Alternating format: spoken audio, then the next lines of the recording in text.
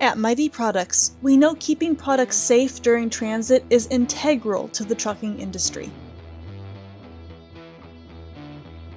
If you struggle to keep products from bumping or falling into each other during transit, then you need our Dunnage bag.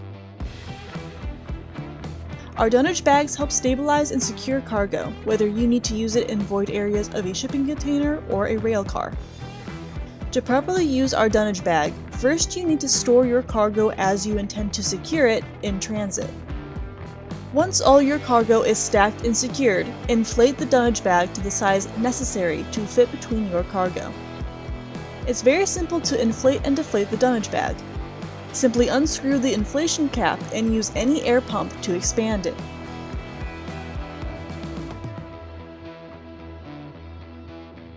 If you've inflated it to the proper size, it should fit snug between your cargo.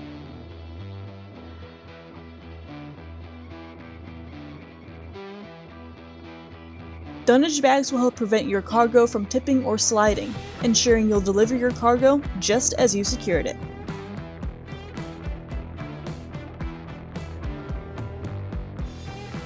Thanks for watching. For more trucking tips and products, subscribe to our channel and visit our website.